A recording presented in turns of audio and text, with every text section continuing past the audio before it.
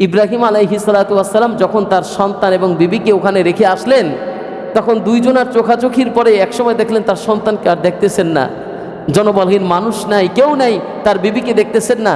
তখন চোখের কাছ থেকে যখন আলাদা হয়ে গেছে, তাদের কাছ থেকে আলাদা হয়ে যাওয়ার পরে আল্লাহ রাব্বুল আলামিনের কাছে দোয়া করলেন, ওগো মালিক, এমন একটা জায়গায় আমার ইসমাইলকে এবং হাজেরাকে রেখে আসলাম, সেখানে কেউই নাই। রব্বানা ইবনি আসকানতু মিন দুররিয়াতি বিওয়াদিন গায়রি দি যারউন ইনদা বাইতিকাল মুহাররম, তুমি এমন পবিত্র জায়গায় তুমি ওখানে করে দাও, এমন ফল ফসলি করে দাও, আর এমন কিছু মানুষদের অন্তর ওখানে ঝুঁকে দাও, মানুষে লোকারণ্য হয়ে যাবে, ওই জায়গাটা বরকতপূর্ণ হয়ে যাবে, ওখানে কোনো কিছুর অভাব থাকবে না। ওই দোয়া আল্লাহ রাব্বুল আলামিন এমনভাবে কবুল করেছেন, আজ পর্যন্ত লোকারণ্য, ওখানে ফলে ফুলে ভরা, কাল কিয়ামত পর্যন্ত ওখানে বরকতার হিসাবে এটাতে থাকবে। এমনকি যখন সব থেকে দুঃখময় সময় আসবে মানুষের জীবনে, দাজ্জাল হাজির হবে, মানুষের ইয়াজুজ মাজুজ আসবে, সেই সময়টাও ওই জায়গাটায় কোনো কিছু ঢুকতে পারবে না। আউয়ালা বাইতি উদিআ লিন-নাসি আল্লাযী বিবাক্কাতা মুবারাক ওয়া হুদাল লিল আলামিন, ওই জায়গাটায় বরকতপূর্ণ, রহমতপূর্ণ রেখে দিবেন স্বয়ং আল্লাহ তাআলা। বলে সুবহানাল্লাহ। সকলের আগে দুনিয়াবি সমস্ত কর্মকাণ্ড থেকে নিজেকে দূরে সরিয়ে তার মূল্যবান সময়টি এই পবিত্র ঘরে দেওয়ার জন্য সকলের আগে উপস্থিত হয়েছেন। এই জন্য রব্বে কারিমের একদম দিল থেকে শুকরিয়া আদায় করবেন, আর বলবেন, রব্বে কারিম, জীবনের প্রত্যেকটি মুহূর্তে জানি সকলের আগে সকল ভালো কাজগুলোকে তুমি আমাকে শামিল করো। এই জন্য আমরা শুকরিয়া আদায় করি, সকলে বলি আলহামদুলিল্লাহ। বান্দার পছন্দের জায়গা বান্দা নিজে সিলেকশন করবে, কিন্তু এই পছন্দর সিলেকশনের জায়গা যদি ভুল হয়, তাহলে ওই বান্দা নিজেকে দূরে সরিয়ে দিচ্ছে জান্নাত থেকে। আমি বিশ্বাস করি আমরা মুমিন, আমাদের একটি পরিকল্পনা আছে, এই পরিকল্পনা অনুসারেই আমরা এগিয়ে যাব ইনশাআল্লাহ, কি ঠিক কিনা? আসুন আমরা আজকে এমন একটি বিষয় নিয়ে কথা বলবো, খুবই পরিচিত একটি বিষয়। যেহেতু জিলকদ মাস চলতেছে, সামনে জিলহজ,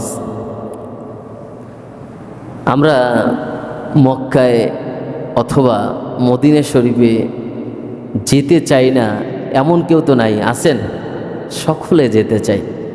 যারা গিয়েছেন তারাও যেতে চান, আর যারা যান নাই তারা তো যেতে চায়নি। আপনি যদি বিশ্বাস না হয়, যারা গিয়েছে তাদেরকে আবার জিজ্ঞেস করবেন, ভাই আপনি তো একবার গেছেন, মোটামুটি তো আপনি সন্তুষ্ট। ওই ব্যক্তি বলবে কি, ভাই আলহামদুলিল্লাহ, আমার একবার গিয়ে এমন মনে হয়েছে যে আমি বারবারও যদি যেতে পারতাম। আর যে ব্যক্তি কখনো যায় না, তার ভিতরে তো স্বপ্ন আঁকায় যে আল্লাহ আমাকে একবার হলেও তুমি একটু নাও। এই জন্য সামনে যারা হজে যাচ্ছে, জিয়ারা করবে, কোন জায়গায় যাচ্ছে, কিসের টানে যাচ্ছে তারা, এমন কি ভালোবাসা আঁকা ওই ঘরটার ভিতরে। সম্মানিত হাজিরিন, আমরা আপনাদের সামনে সূরা ইমরানের ৯৬ এবং ৯৭ নাম্বার আয়াত তেলাওয়াত করেছি। আল্লাহ রাসূলের ছোট্ট একটি হাদিস বলেছি। আজকে আমরা এই হজ সম্পর্কে, কাবাঘর সম্পর্কে কিছু কথা বলবো ইনশাআল্লাহ। আমরা আশা করি আপনারা একটু হলেও মনোযোগ দিয়ে শুনবেন ইনশাআল্লাহ। সাথে সাথে আপনাদের দুনিয়াবি সমস্ত ফিকির বন্ধ করে শুধুমাত্র আমার দিকেই লক্ষ্য রেখে এই কথাগুলি শোনার চেষ্টা করবেন, এবং মনে মনে এই আশা রাখবেন যে মালিক, তুমি একবার হলেও আমাকে জিয়ারা করার সুযোগ করে দাও। এই কথাটুকু আমরা আজকের আলোচনা থেকে শিখে নেব, এবং এই পরিকল্পনায় এগিয়ে নিজের স্বপ্নকে বাস্তবায়ন করার চেষ্টা করবে ইনশাআল্লাহ।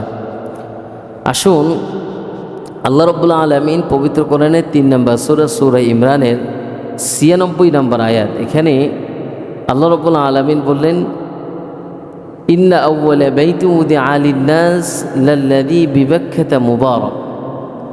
পৃথিবীর ইতিহাসে সর্বপ্রথম যেই ঘরটি নির্মাণ হয়েছে সেটার নাম এই মক্কা, এবং এটা হলো ইবাদতের ঘর। আর এটা ইবাদতেরই শুধু ঘর নয়, এটা যদি প্রথম দিক থেকে আপনি চিন্তা করেন ইবাদতের ঘর, দ্বিতীয় দিক থেকে আপনাকে চিন্তা করবে বিবাক্কাতা মুবারক, এটা একটি বরকতপূর্ণ ঘর, যেখানে গেলে আপনাকে বারবার আপনার হৃদয়কে টেনে নেয়, আরেকবার যেতে মনে চায়। 3 নম্বর দিক হলো আল্লাহ রাব্বুল আলামিন বললেন হজের ঘোষণা এখান থেকেই হয়েছিল, আমাদেরকে যেতে হবে। সেই টান, আপনাকে যদি কোনো বাসায় আপনি বেড়াতে যান, আপনাকে অনেক কিছু দেওয়ার পরে আবার যদি বলে ভাই আপনি একবার ওয়াদা করে যান, এইবার গেলেন, দ্বিতীয়বার কিন্তু আবার আসবেন, অনেক সময় নিয়ে বেড়াতে থাকবেন, আমরা বিভিন্ন জায়গায় আপনাকে ঘুরিয়ে দেখাবো, আপনি কিন্তু তাদের এই আপ্যায়নে সন্তুষ্ট হয়ে আপনি আবার যাবেন। কেন যাবেন? তাদের ভালোবাসা, আন্তরিকতা আপনাকে হৃদয়কে কেড়ে নিয়েছে, এবং আপনি ওই জায়গায় গেলে বিভিন্ন জিনিস দেখতে পারবেন। ঠিক তেমনিভাবে আপনি মক্কা মদিনায় গেলে শুধু মক্কা এবং মদিনাই নয়, আশেপাশে যারা উমরায় গেছেন দেখবেন গাড়ি নিয়ে আপনাকে বিভিন্ন জায়গায় নিয়ে যাচ্ছেন বিভিন্ন জিনিস দেখানোর জন্য। একটি কারণ হলো ঐতিহাসিক সফর। এটি দেখলে আপনার ঈমান আরও পাকাপোক্ত হবে, ঈমান আরও বৃদ্ধি পাবে। সেই বদর, উহুদ, সাফা, মারওয়া থেকে শুরু করে আপনি প্রত্যেকটা ঐতিহাসিক নিদর্শন, আপনি লাল্লাযী বিবাক্কাতা মুবারাক ওয়া হুদাল লিল আলামিন, এটা হলো হেদায়েতের একটি দরজা, পথ, যা মানুষদেরকে হেদায়েত দিবে। আপনি শুনে খুব অবাক হবেন, যেমনিভাবে কোরআনে বললেন, আল্লাহর হাবিব সাল্লাল্লাহু আলাইহি ওয়াসাল্লাম বললেন মান তাশাব্বাহা বিকওমিন ফাহুয়া মিনহুম, যে ব্যক্তি কাফিরদের রীতিনীতি, কাফিরদের আচার আচরণ, কাফিরদের সমস্ত কিছু পোশাক পরিচ্ছদ হিসাবে আপনি পছন্দ করেন, আপনি মুসলমানদের কোনো দিক নির্দেশনা পছন্দ করেন না, আল্লাহ রাব্বুল আলামিন আপনি সেই সমস্ত ভালোবাসা থেকে বঞ্চিত হবেন যা আল্লাহ তাআলা আপনাকে দিতে চায়। আপনি তো এই রীতিনীতি পছন্দ করেন না, আপনি যেই জিনিসটা পছন্দ করেন ঠিক আপনাকে ওই জায়গায় আপনাকে নেওয়া হবে। এই জন্য আপনাকে মনে রাখতে হবে আমার ভালোবাসার জায়গাগুলি কোথায়। ভালোবাসার জায়গা থাকতে হবে মদিনায়, ভালোবাসার জায়গা থাকতে হবে মক্কায়, যেখান থেকে আপনার সর্বপ্রথম এই এবাদতে, যেই এবাদত আমি করতেছি সেই এবাদতের ঘর নির্মাণ হয়েছে। আসুন তাহলে আমরা এই সম্পর্কে কিছু গুরুত্বপূর্ণ কথা শুনি। সেটা হলো বুখারীর বর্ণনায় 3366 নম্বর হাদিস, মুসলিম শরীফে 520 নম্বর হাদিস। হাদিসটি আবু যর রাদিয়াল্লাহু তাআলা আনহু থেকে বর্ণিত। তিনি বলেন রাসূলুল্লাহ সাল্লাল্লাহু আলাইহি ওয়াসাল্লাম ইরশাদ করেছেন যে তুমি যদি এই পৃথিবীর বুকে সর্বপ্রথম কোন ঘরটি নির্মাণ হয়েছে আল্লাহ রাসূলের কাছে জিজ্ঞাসা করলেন, আল্লাহ রাসূল বললেন সর্বপ্রথম এই মক্কা তথা বাক্কা এটা নির্মাণ করা হয়েছে। এরপরে উনি জিজ্ঞেস করলেন এরপরে কোনটি? সে বললেন বাইতুল মুকাদ্দাস। আল্লাহ রাসূলের কাছে আবার জিজ্ঞেস করলেন যে এই দুইটা ঘরের ভিতরে সময় নির্ধারণ করা হয়েছিল কতদিন, ডিফারেন্ট কতদিন ছিল? বলতেছেন 40 বছর। তার মানে হলো 40 বছর আগে বাইতুল মুকাদ্দাসের 40 বছর আগে এই বাইতুল্লাহ নির্মাণ করা হয়েছে। তাহলে আপনাকে বুঝতে হবে এই ঘরটি হলো এমন একটি ঘর যেখানে মুসলমানদের সর্বপ্রথম ইবাদতের কেন্দ্র নির্ধারণ করা হয়েছে। সেখানে আপনাকে তো এমনিই টানবে, বলে পুরুষ যায় কেন, পুরুষ বাড়িতে যায় নারীর টানে, এই যে একটা কথা, ঠিক তেমনিভাবে মুসলমানদের টান তো ওখানে থাকবেই, কেননা তার সর্বপ্রথম ইমান, আমল, আখলাক ওখান থেকেই গঠন হয়েছে। মানুষ এবাদত করা শিখেছে, এবাদতের সর্বপ্রথম ঘরই তো নির্মাণ হয়েছে ওখানে, তাহলে তাকে ওখানে কেনই বা টানবে না? আপনাকে মসজিদে টানে, বলে আপনি কি মসজিদে যাইতে চান? আমার তো মসজিদেই টানে, আমি মসজিদে যতক্ষণ থাকি ততক্ষণই আমার ভালো লাগে, কারণ মসজিদের সাথে আপনার একটা টান হয়ে গেছে, ভালোবাসা তৈরি হয়েছে। এই জন্য সম্মানিত হাজিরিন, আমরা মক্কায় তথা বাক্কাতে লাল্লাযী বিবাক্কাতা মুবারক, এটি একটি মুবারকপূর্ণ জায়গা, যেখানে যাওয়ার জন্য, যেখানে বসার জন্য আল্লাহ রাব্বুল আলামিন বলেছেন। বুখারীর বর্ণনায় আল্লাহ রাসূল সাল্লাল্লাহু আলাইহি ওয়াসাল্লাম বলেন, ইব্রাহিম আলাইহিস সালাতু ওয়াস সালাম সন্তুষ্ট হয়েছিলেন, সমস্ত কিছু পেয়ে গেলেন, কিন্তু আল্লাহর হুকুম তাকে দেওয়া হলো। কি দেওয়া হলো? আল্লাহ রাব্বুল আলামিন সূরাতুল বাকারার 124 নম্বর আয়াতে আল্লাহ তাআলা জানিয়ে দিলেন, ওয়া ইযিবতালা ইব্রাহিম রাব্বুহু বিকালিমাতিন ফাআতাম্মাহুন قال إني جاعلك للناس إماما। আল্লাহ রাব্বুল আলামিন তাকে নেতা বানিয়ে দিলেন। ইব্রাহিম, তুমি এই নেতৃত্ব দিবে। কি নেতৃত্ব তোমার পক্ষে আসতেছে? আল্লাহ রাব্বুল আলামিন বললেন, ইব্রাহিম রে, তোমাকে একটি হুকুম দেওয়া হলো। কি হুকুম? হযরত ইব্রাহিম আলাইহিস সালাতু ওয়াস সালামের দুইটি বিবাহ ছিল। একটা হলো সারা আলাইহিস সালাতু ওয়াস সালাম, আর দ্বিতীয় বিবাহ হাজরা আলাইহিস সালাতু ওয়াস সালাম।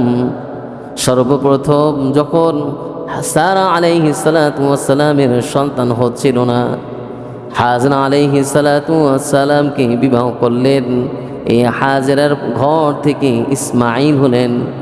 কিন্তু এমন একটা সমস্যা, স্বামীর ভাগ কেউ দিতে চায় না, কিন্তু আল্লাহর হুকুম হয়েছে। আল্লাহ রাব্বুল আলামিনের চিন্তা চেতনা অন্যরকম।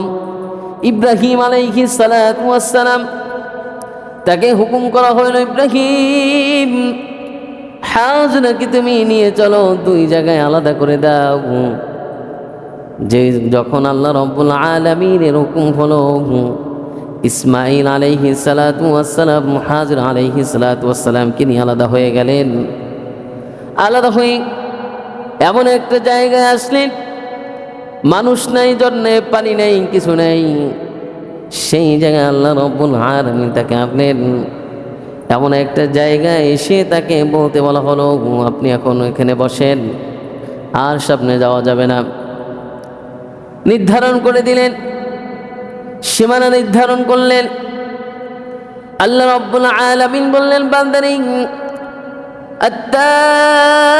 التائبون العابدون الحامدون السائحون الراكعون الساجدون الآمرون بالمعروف।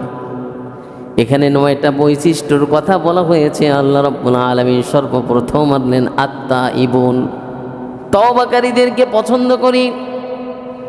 আত-তাইবুন আল-আবিদুন, ইবাদত করনেওয়ালাদের পছন্দ করি। আবিদুন আস-সাইহুন আর-রাকিউন আস-সাজিদুন, রুকুকারীদেরকে পছন্দ করি, সিজদাকারীদেরকে পছন্দ করি।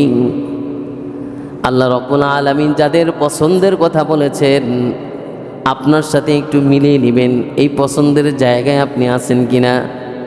রাকিউন আস-সাজিদুন আল-আমিরুনা বিল মারুফ, সৎ কাজের আদেশকারী যিনি থাকেন, তাকে আল্লাহ রাব্বুল আলামিন পছন্দ করেন। ও সৎ কাজের নির্দেশ দেন, তাকেও আল্লাহ রাব্বুল আলামিন পছন্দ করেন। ওয়ান্নাহুনা আনিল মুনকারি ওয়াল হাফিজুনা লিহুদুদিল্লাহ, এগুলো সমস্ত হেফাজত করনেওয়ালা ব্যক্তিদেরকে আল্লাহ তাআলা পছন্দ করেন। ভাইরা আমার, আল্লাহর হাবিব সাল্লাল্লাহু আলাইহি ওয়াসাল্লাম, এই যে আপনি আমি সেই মক্কা মদিনায় যাই, কার্যক্রমের বেশি থাকে মক্কায়। আপনি উমরায় যাবেন, হজে যাবেন, আপনি দেখবেন তাওয়াফ করতেছেন, তাওয়াফের ভিতরে আপনি পাবেন মাকাম ইব্রাহিম। ইব্রাহিম আলাইহিস সালাতু ওয়াস সালামকে যখন বলা হলো আপনি ঘর নির্মাণ করেন, ঘরটা যখন উঁচু হয়ে গেল,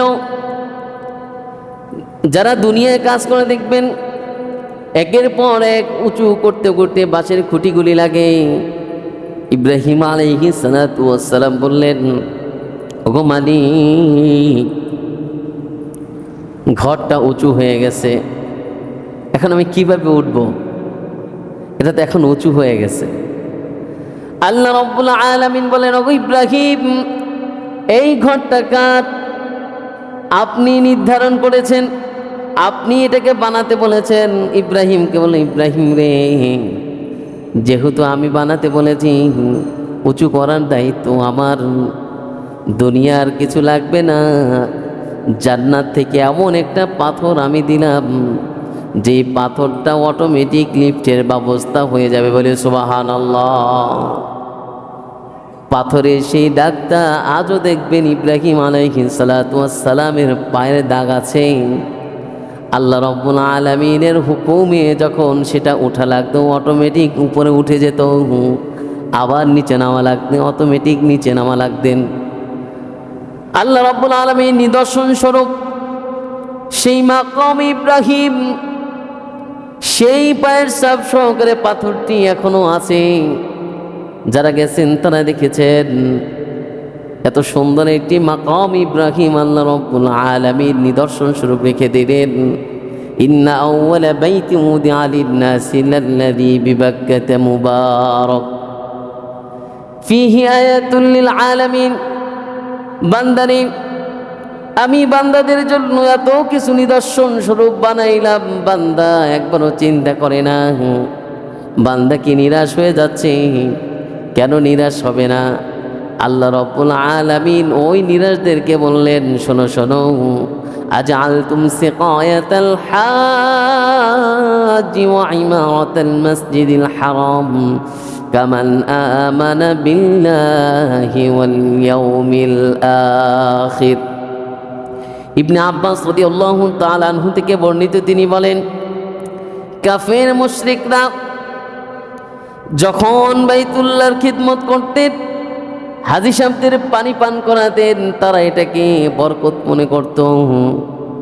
কিন্তু আল্লাহ রাসূল সাল্লাল্লাহু আলাইহি ওয়াসাল্লাম বদরের যুদ্ধে যেই কাফের মুশরিকদেরকে আটকানো হয়েছিল, তারা বলতেছে, আমরা কিন্তু ভালো কাজও করি। কি ভালো কাজ করো? হাজী সাহেবরা গেলে তাদেরকে আমি পানি পান করাই, তাদের খেদমতে থাকি। এখনও দেখবেন ওই কবুতর চত্বরে যারা গেছেন, বিভিন্ন চত্বরে পানি দেয় দুপুরবেলা। আমি যখন গেছি দেখলাম পানি কেনা দরকার নাই, অনেক পানি এমনিতেই দেয়, কত সুন্দর ছোট ছোট বোতলগুলি দিয়ে যায়। ওই যে খেদমতের একটা নিদর্শন ছিল, এখনও আছে, তারা পানি পান করাতো। আল্লাহ রাসূল সাল্লাল্লাহু আলাইহি ওয়াসাল্লাম বললেন, না না না, কাফের মুশরিক হয়ে, ইমানদার না হয়ে যদি হাজারো খেদমত করো, এই খেদমত তোমার কোনো কাজে লাগবে না। মানে তুমি এমন একটা জিনিস চিন্তা করো, তোমার ইমান নেই কিন্তু তুমি অনেক ভালো কাজ করতেছো, এই ইমান না থাকার কারণে কিছুই গ্রহণ হবে না। কিন্তু তোমার ইমান আছে, আমল আছে, তুমি স্বীকার করেছো আল্লাহ এক, তাওহীদের উপরে তুমি ইমান এনেছো, তুমি সেই কাজটা ছোট যদি হয়, সেটাও আল্লাহ তাআলার কাছে অনেক বিরাট। এই জন্য আল্লাহ রাসূল বলেছিলেন যে তোমরা হাজী সাহেবদের পানি পান করো আর খেদমতে যাই থাকো, কিন্তু যতক্ষণ না তোমরা ইমানের মতো দামি সম্পদ তোমার কাছে না আসে, ততক্ষণ তোমার কিন্তু আমল আখলাক কোনো কাজে আসবে না। এই জন্যই তো ইব্রাহিম আলাইহিস সালাতু ওয়াস সালাম এবং শিশু ইসমাইলকে আদেশ দিয়েছিলেন যে তুমি আমার এই জায়গাটাকে, তোমরা দুই বাপ বেটা মিলে সুন্দর করে এই জায়গাটাকে নির্মাণ করো। আপনারা দেখবেন যে ওই যে হাতিমে কাবা যেটাকে বলা হয়, কাবা শরীফের পাশে যেই জায়গাটা, অনেকে নামাজ পড়ার সুযোগ পেয়েছিলেন কিনা জানি না, যারা পেয়েছেন আলহামদুলিল্লাহ। তাদের ভিতরে একটা জিনিস ছিল, ওই কাফের মুশরিকদের ভিতরে একটা জিনিস ছিল যে এরকম যে যাই করি না কেন, এই হাতিমে কাবা যে জায়গাটা দেখেন, এইটা একদম পূর্ব জায়গা থেকে ওই জায়গাটু কাবা ঘরের ছিলেন, কিন্তু পরবর্তীতে এটাকে সরিয়ে নেওয়া হয়েছে। কিন্তু ওই হাতিমে কাবা যে জায়গাটুকু, এটা তারা নির্মাণ করেছিলেন। তারা এতটুকু চিন্তা করেছিলেন, একদম সৎ টাকা দিয়ে, মানুষের হালাল টাকা দিয়ে আমাদের এই ঘরটা নির্মাণ করতে হবে। তারা এইটাকে খুব বিশ্বাস করেছিলেন। তো ওই সময় তারা অনেকে টাকা পয়সা দিতে চাইলেও অনেকে টাকা পয়সা নেওয়া হয়নি। এখন তো আমরা বাস বিচার করি না, আমাদেরকে কেউ যদি টাকা দিতে চায়, কিন মসজিদে বলি, মাদ্রাসায় বলি, আমরা এটাকে বাস বিচার করি না, আমরা নিয়ে নিই। কিন্তু তাদের ভিতরে একটা জিনিস ছিল, যেহেতু কাবাঘর নির্মাণ করা হবে এই জায়গা সম্পূর্ণ হালাল টাকাটা দেওয়া হবে। ওই খাতিমে কাবা যে জায়গাটু এটা তাদের হালাল টাকা দিয়ে করেছিলেন। এখনও কাবা ঘরের পাশে ওই জায়গাটা আলাদা করে দেখেন দেওয়া হয়েছে। তাহলে হালাল জিনিস পৃথিবীতে বেঁচে থাকাকালীন আপনি অনেক কিছু করতে পারলেন, কিন্তু আপনার হালাল টাকা দিয়ে অল্প করেছেন, এই কথাটুকু একটু মাথায় নেন। আপনার হারাম টাকা দিয়ে অনেক কিছু করেছেন, এটা শেষ হয়ে যাবে, কিন্তু আপনার হালাল জিনিস থেকে অল্প খেয়েছেন, অল্প করেছেন, এটাকে আল্লাহ রাব্বুল আলামিন 1000 কোটি গুণ বেশি বৃদ্ধি করে দেবেন, বলে সুবহানাল্লাহ। তার বড় প্রমাণ হলো আজকে হাতিমে কাবা, যেটা আপনি কাবা ঘরের পাশে যেই জায়গাটু আলাদা টাইলস দিয়ে দেখবেন একদম ঘেরাও করা থাকে, পুলিশ শহর থেকে দাঁড়াই থাকে। অনেকে চেষ্টা করে ঢোকার জন্য, নামাজ আদায় করে, অনেকে পারে না। বিশেষ করে আমি নিজেই তো পারিনি, আমি অনেক চেষ্টা করেছি, কোনো স্কোপ নেই। রাত্রে গেছি, 2:30-3টার দিকে গেছি, সুযোগ পাইনি। কিন্তু এরকম আপনি যদি হালাল জিনিসের জায়গায় আপনি অল্প করেও চেষ্টা করেন, আপনি পারবেন ইনশাল্লাহ। এই জন্য আপনার কাছেই এই নিদর্শনটাই, আপনার কাছে যদি এখন ফিরআউনের ঘটনা বলা হয়, নমরুদের ঘটনা বলা হয়, কারুনের ঘটনা বলা হয়, এটা চলে গেছেন। কিন্তু আপনি স্বচক্ষে যেই নিদর্শনগুলি দেখতেছেন, আউয়ালা বাইতি উদিআ লিন-নাসি আল্লাযী বিবাক্কাতা মুবারাক ওয়া হুদাল লিল আলামিন, এটা হলো স্বচক্ষে দেখতেছেন আপনি মাকাম ইব্রাহিম, স্বচক্ষে দেখতেছেন সেই পাথরটুকু, স্বচক্ষে আপনি খানা কাবা, আপনি মক্কাতুল মুকাররমা, মদিনা, এগুলো স্বচক্ষে দেখার পর আপনার কিভাবে ঈমান বৃদ্ধি পায় না? আপনি কিভাবে ওখান থেকে আসার পরেও গুনাহ করেন? ওখান থেকে একজন হাজী সাহেব আসার পরে সে তো পরিপূর্ণ মাসুম হয়ে যায়। আল্লাহ রাব্বুল আলামিন তাকে তো ওই জায়গার জন্য পছন্দ করেছেন। এরপরেও আপনার কাছ থেকে কিভাবে গুনাহ হয়, এরপর আপনার কাছ থেকে কিভাবে ভুল হয়, আপনি কি একবার চিন্তা করেছেন? কিভাবে চিন্তা করবেন? এই জায়গার কথা আজকে খেয়াল রাখেন। আল্লাহ রাব্বুল আলামিন বললেন সূরা হজ 26 নম্বর আয়াত, وَإِذْ بَوَّأْنَا لِإِبْرَاهِيمَ مَكَانَ الْبَيْتِ أَلَّا تُشْرِكْ بِي شَيْئًا। আল্লাহ রাব্বুল আলামিন বললেন, বান্দারে আমি এই ঘরটা যখন নির্মাণ করতে বললাম, ইব্রাহিম আলাইহিস সালাতু ওয়াস সালাম বললেন কতটুকু হবে এই ঘরটি, কতটুকু পরিমাণে বড় করব, কোন জায়গায় করব, সেই জায়গাটা নির্ধারণ করেন। আল্লাহ রাব্বুল আলামিন সরাসরি আয়াতের তাফসিরে সূরা হজের 26 নম্বর আয়াত, আল্লাহ রাব্বুল আলামিন বলেন, ইব্রাহিম রে তুমি যাও, সরাসরি মাথার উপরে একটি মেঘ, সেই মেঘে আল্লাহ রাব্বুল আলামিন আওয়াজ তুলে দিলেন আর বললেন, ইব্রাহিম রে আমি মেঘ যেই পর্যন্ত তোমাকে আকার দিয়ে দিয়েছি এই পর্যন্তই এই জায়গাটুকু নির্মাণ করা হবে, বলে সুবহানাল্লাহ।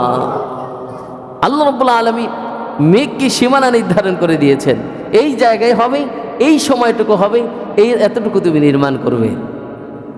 কি ইঞ্জিনিয়ার, কোন ইঞ্জিনিয়ার আপনার দরকার? হ্যাঁ, একবার চিন্তা করেছেন, একবার ভেবেছেন, একবার কতটুকু আমি জায়গার ভিতরে করব, আমি মেঘকে নির্ধারণ করে দিলাম, এই পরিমাপ করে ওই জায়গায় তুমি নির্ধারণ করো। আল্লাহ রাব্বুল আলামিন সরাসরি আওয়াজ তুলে দিলেন। আল্লাহ রাব্বুল আলামিনের কাছে বললেন, ওগো মালিক, ওয়াআযিন ফিন নাসি বিল হাজ্জি ইয়াতুকা রিজালা ওয়া আলা কুল্লি দামিরি ইয়াতিনা মিন কুল্লি ফাজ্জিন আমিক। ওগো মালিক, মানুষ নাই, জন নাই, কেউ নাই, এখানে কোন মানুষ আসবে? কেউই নাই তো, পানি নাই, জন নাই, মানুষ নাই, কিচ্ছু নাই, শুধু মরুভূমি, এখানে কে আসবে? আল্লাহু আকবার, আল্লাহ, এখানে কে আসবে মালিক? ওয়াআযিন ফিন নাসি বিল হাজ্জি ইয়াতুকা রিজালা, এই আয়াতের তাফসীর শুনলে আপনি অবাক হবেন। আল্লাহ রাব্বুল আলামিন যখন ইব্রাহিম এই প্রশ্ন করলেন, ইব্রাহিম বললেন, ইব্রাহিম ঘর খার আপনার, হুকুম দিয়েছে কে? আপনি। এখানে মানুষ কি আনবে সেটা তোমার চিন্তা করতে হবে না, তুমি শুধু কাজ করো। ওয়াআযিন ফিন নাসি বিল হাজ্জি ইয়াতুকা রিজালা ওয়া আলা কুল্লি দামিন ইয়াতিনা মিন কুল্লি ফাজ্জিন আমিক। তোমাকে কাজ দিলাম একটা, সেটা হলো তুমি এই ঘরটা নির্মাণ করার পরে তুমি আওয়াজ দিয়ে বলতে থাকো, সকলের কানে পৌঁছাই দেব আমি আল্লাহ রাব্বুল আলামিন, বলে সুবহানাল্লাহ। আল্লাহ রাব্বুল আলামিন কি করলেন? বাইতুল্লাহ নির্মাণ করা কমপ্লিট। ইব্রাহিম আলাইহিস সালাতু ওয়াস সালামের ঘোষণা দিলেন। ইব্রাহিম বললেন, ওগো মালিক, আমার এই জবানের ঘোষণা পুরো পৃথিবীর মানুষ শুনবে। আল্লাহ রাব্বুল আলামিন বললেন, ইব্রাহিম শোনো, তোমার এই ঘোষণা তুমি মুখ থেকে দিবে, আমি আল্লাহ রাব্বুল আলামিন আসমান এবং জমিনে পৃথিবীতে যারা এই পর্যন্ত আসে নাই আর পরবর্তীতে আসবে সকলের কানে পৌঁছাই দেবো আমি আল্লাহ রাব্বুল আলামিন। সুবহানাল্লাহ।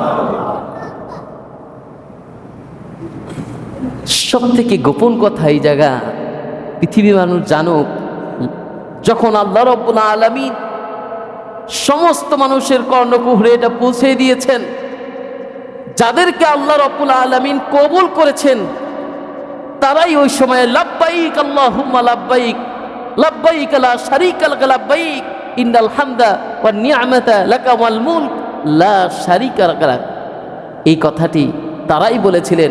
এখন আপনি বুঝতে হবে, ওই জায়গায় যদি আপনি যেতে পারেন, আর ওই জায়গার জন্য আল্লাহ রাব্বুল আলামিন আপনাকে কবুল করেছেন বিদায় আপনি যেতে পেরেছেন, বলে সুবহানাল্লাহ। এরপরেও যদি ওই জায়গা যাওয়ার পর ওই জায়গার মান আপনি রাখতে না পারেন, তাহলে আপনাকে বুঝতে হবে আপনি আল্লাহ রাব্বুল আলামিনের সাথে নাফরমানি করেছেন, আল্লাহ রাব্বুল আলামিনের সাথে আপনি বেঈমানি করেছেন। কারণ আল্লাহ রাব্বুল আলামিন আপনাকে পছন্দ করেছেন, সিলেকশন করেছেন। আর সেই জায়গা থেকে আসার পরে আপনার একবারও ভাবতে হবে, আমি আল্লাহর ঘরের মেহমান। এমনিতে নেয় নেই, আরে আমার মতন আব্দুল কুদ্দুস, আমার মতন আব্দুল সত্তার কত আছে, কত মানুষ গিয়েছেন। আরে আপনার মতো টাকার মালিক অসংখ্য মানুষ আছে, এখনো যাইতে পারে নাই। টাকা হইলেই ওখানে যাওয়া যাবে না, আল্লাহ রাব্বুল আলামিনের পারমিশন লাগবে। এই জন্য ভাইয়েরা আমার, এখনো যাদেরকে আল্লাহ তাআলা কবুল করে নাই, সিদ্ধান্ত নেন। এমন হতে পারে আপনার সিদ্ধান্ত চূড়ান্ত পর্যায়ে ফয়সালা হয়ে গেছে, কিন্তু আল্লাহ রাব্বুল আলামিনের কবুলিয়াত আসে নাই। আপনার জায়গা থেকে আপনি ফাইনাল করে দিয়েছেন, টিকিট কমপ্লিট করেছেন, আপনার ভিসা কমপ্লিট, সব কিছু কমপ্লিট, ফয়সালা আল্লাহ তাআলার পক্ষ থেকে আসে নাই, যাওয়া হবে না। আপনি জানেন আমাদের এই বানরিপাড়াতে এক ভাই, আপনাদের খেয়াল আছে কিনা, যে উত্তর পারে ওনার বাড়ি, উনি সব কিছু কমপ্লিট, কিন্তু এয়ারপোর্ট থেকে ওনাকে ফেরত দেওয়া হয়েছে। মামুন ভাইয়ের খেয়াল আছে কিনা? হ্যাঁ, খেয়াল আছে আপনার? আমি আল্লাহ তাআলার কাছে ওনার জন্য দোয়া করি। আমাদের এই আশেপাশের অনেক ভাইয়েরা আসলে মহব্বত করে আমাদের মসজিদে নামাজ পড়তে আসে, আমি জানি। কিন্তু উত্তরপাড়ের সেই মুরব্বী, নাম না বলি, কিন্তু কবুলিয়াতের ওই পর্যায়ে সে যাইতে পারে নাই। সে বহু কান্না করেছে, এয়ারপোর্ট থেকে তাকে ফেরত দেওয়া হয়েছে। ঠিক আছে? তাই এই জন্য আমি আপনাদেরকে বলি যে এই ঘটনা বেশি দিন আগের না, এই তো 4-5 বছর আগের কথা, 3-4 বছর আগে হবে সেই ঘটনা। তাহলে আপনাকে বুঝতে হবে, কবুলিয়াতের পর্যায়ে আপনি পৌঁছছেন বিদায় আপনি চলে গেছেন। চলে যাওয়ার পরে আপনি আসার পরে আপনার কি কি কার্যক্রম আছে, আল্লাহ তাআলার কার্যক্রম পূরণ করে ফেলেছেন। আপনাকে নিয়েছেন ওখানে, আপনি হাত দিয়ে ধরছেন কাবাগরের গিলাফ, আপনি কান্না করেছেন, আপনি সেই হাজরা আসওয়াদ ধরেছেন, আপনি মাকাম ইব্রাহিম দেখেছেন আপনার চক্ষে, যেখানে ইব্রাহিম আলাইহিস সালাতু ওয়াস সালামের জন্য আল্লাহ রাব্বুল আলামিন অটোমেটিক লিফটের ব্যবস্থা করলেন। ইব্রাহিম, এমন পাথর দিচ্ছি, তোমার কিছু করা দরকার নেই, শুধুমাত্র তোমার যখন মনে চাইবে যে উপরে ওঠা দরকার, পাথর অটোমেটিক উপরে উঠে যাবে। আবার যখন তোমার নিচে নামা দরকার, পাথর অটোমেটিক নিচে নেমে যাবে, বলে সুবহানাল্লাহ। সেইটা নিদর্শন রাখার জন্য সেই পাথরটাকে হারাইতে দেয় নেই, সেই পাথরটা তোর সাথেই আছে। চাইলেই তো আপনি তাওয়াফ শেষ করে পাথর দেখেন, ওই পাশেই নামাজ আদায় করেন, 2 রাকাত নফল নামাজ। কই আপনার ভিতরে একটু কাজ করলো না? আপনার ভিতরে আপনি যখন মক্কা থেকে মদিনায় গেলেন, আপনি একটু দেখলেন যে আল্লাহ রাসূল সাল্লাল্লাহু আলাইহি ওয়াসাল্লামের পাশে আবু বকর এবং ওমর শোয়া, আল্লাহ রাসূল মধ্যখানে শোয়া আছেন। আচ্ছা আপনি বলুন তো, আমরা স্বাভাবিক অবস্থায় বাবা মারা গেলে সে চিন্তা করে আমার কবরটাও জানি, স্ত্রীর কবরটাও জানি এখানে হয়, আমরাও চিন্তা করি মায়ের কবরটা এখানে হবে। আবার তারপরে চিন্তা করি ছেলেদেরকে বলে যান আপনি যে আমার কবরটা আমার মা বাবার পাশে, তোমার নানা নানু বা দাদা দাদুর পাশে আমাকে দিও। আচ্ছা বলুন তো, এই জায়গায় একটু আপনাদেরকে প্রশ্ন রাখি, আচ্ছা কতটা দামি হলে, আল্লাহ রাব্বুল আলামিনের কাছে কতটা দামি হলে আবু বকর এবং ওমর আল্লাহ রাসূলের পাশেই শুয়ে আছেন? আচ্ছা ইসলামের জন্য ওমর রাদিয়াল্লাহু তাআলা আনহু, যেই ওমরের কথা আল্লাহ রাসূল বলেছেন আমার পরে যদি কেউ নবী হতো তাহলে ওমর হতো, আচ্ছা সেই ওমর তো একদিন ইসলামের ছায়াতলে ছিল না। আপনি একবার চিন্তা করেন তো, আপনি কোনোদিন ইসলামের ছায়াতলে ছিলেন না, কিন্তু ইসলাম গ্রহণ করার পরে আপনার দাম এত বেশি হলো, আল্লাহ রাসূল বললেন আমার পরে যদি কেউ নবী হতো তাহলে ওমর হতো। সেই ওমর আল্লাহর রাসূলের পাশে শোয়ার জন্য যখন আয়েশা রাদিয়াল্লাহু তাআলা আনহার কাছে পারমিশন চাইলেন যে আবু বকর তো এক পাশে রাখা আর একটা জায়গা খালি আছে, আপনি যদি আমাকে অনুমতি দেন, প্রথমে সে যায়নি, তার ছেলেকে পাঠাইছেন, তুমি গিয়ে বলো আমি তো আল্লাহ রাসূলকে ছাড়া থাকতে পারতেছি না, আমি যদি চলে যাই তাহলে আরেক পাশে যে জায়গাটা খালি আছে সেখানে কি আমাকে রাখার ব্যবস্থা করা, পারমিশন দেওয়ার সুযোগ কি আছে কিনা? আনহা বললেন ওমর রে, আমি পারমিশন দিয়ে দিলাম, আমি নিলাম না, তোমাকে ওই পাশে রাখা হবে বলে। সুবহানাল্লাহ। আচ্ছা কতটা দামি হলে, কতটা দামি হলে আল্লাহ রাব্বুল আলামিনের কাছে এতটা মর্যাদা পায়? এই মানুষ দুনিয়াতে বসে এত মর্যাদা, যারা জান্নাতি সার্টিফিকেট পেয়েছেন, এরপরেও একবার হুযায়ফা রাদিয়াল্লাহু তাআলা আনহুর কাছে এই যে একটা লিস্ট দিয়েছিলেন আল্লাহ রাসূল, এখানে কিছু মুনাফিকদের লিস্ট আছে, গোপনে গিয়ে ওমরের মতো মানুষ গোপনে গিয়ে বলেছেন হুযায়ফা দেখো তো ওই জায়গায় ওই কাতারে যে লিস্টটা তোমার কাছে দেওয়া হয়েছে ওখানে কি আমি ওমরের নাম আছে কিনা? যে জান্নাতি মানুষ, জান্নাতি সার্টিফিকেট সে পেয়েছেন আল্লাহ রাসূলের পাশে শোয়া। আপনারা আমরা অনেকেই গেলে, যখনই আপনি মদিনায় বিশেষ করে যারা যাবেন গেছেন, দেখবেন যে আপনি যখন প্রথম দরজা দিয়ে ঢুকবেন, ঢোকার পরে একটা শান্তি অনুভব হবে আপনার ভিতরে। আপনার কি ভিতরে মনে হবে আমি কি আল্লাহ রাসূলকে দেখতেছি? কিছুক্ষণ পরে আপনি অনেকে ওই কবরটার দিকে তাকিয়ে থাকে যে আল্লাহ রাসূলকে দেখা যায় কিনা।